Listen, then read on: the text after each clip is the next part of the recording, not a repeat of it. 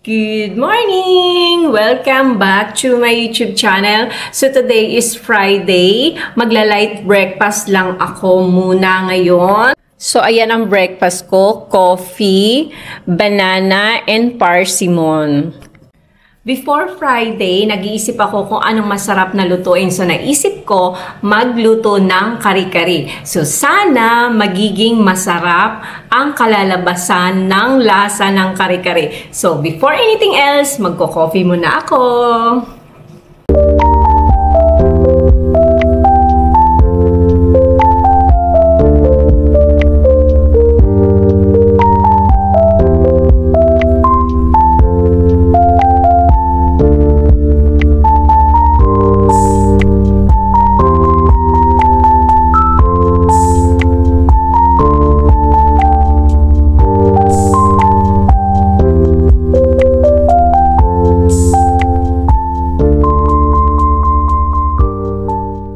Excited na akong simulan ang pagluluto ng kari-kari. So, let's go!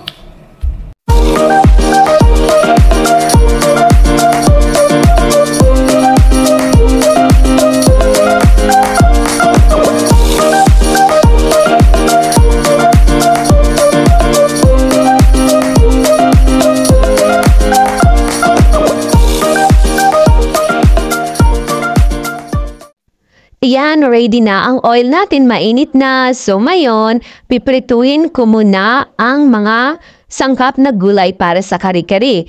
Yung talong, gumamit ako ng isang piraso at hiniwa ko sa medium size, hindi masyadong makapal at hindi masyadong manipis. So, ngayon, piprituin natin yan hanggang sa maging kulay brown.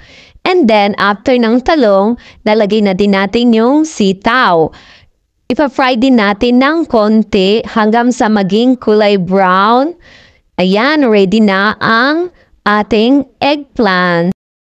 Pwede nyo namang hindi prituin yung gagamitin ninyong sangkap na gulay for kari-kari, lalo na kapag mataas ang inyong kolesterol, so less mantika. So ako kasi mas prefer kong prituin lahat ng sangkap na gagamitin ko for kari-kari.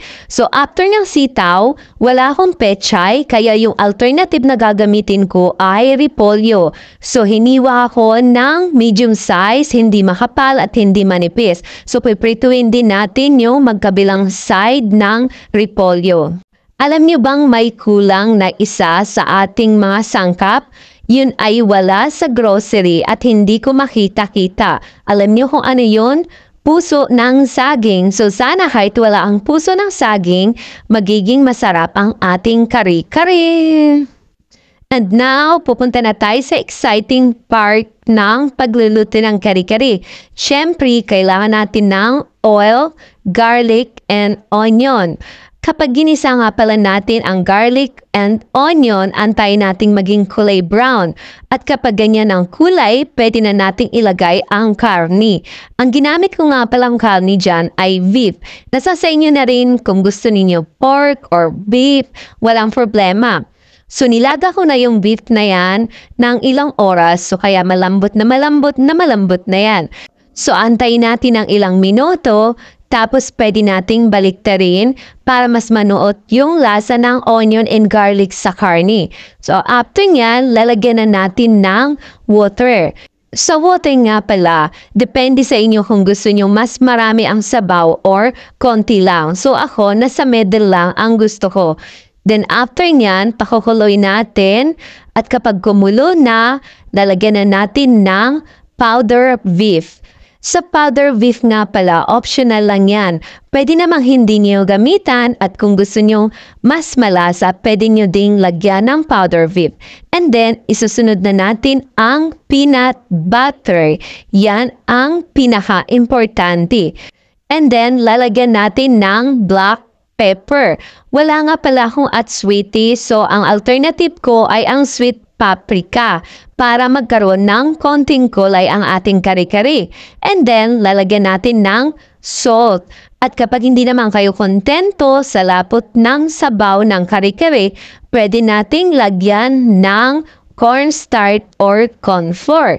Yung iba nga nilalagay Skyflakes. So, kapag gumamit tayo ng cornstarch o corn flour, kailangan tunawin muna natin sa tubig na malamig. Huwag nating i-direct na ilagay. And then, takpan natin at antayin natin kumulo. At kapag kumulo na, syempre, ang last part, ilalagay na natin ang mga sangkap na vegetable. Ayan yung pinirito natin kanina, yung eggplant, yung cabbage, at saka yung sitaw. Kapag nailagay na natin lahat, ang mga sangkap na vegetable, so tatakpan natin, and then pakukuloy natin ng ilang minuto.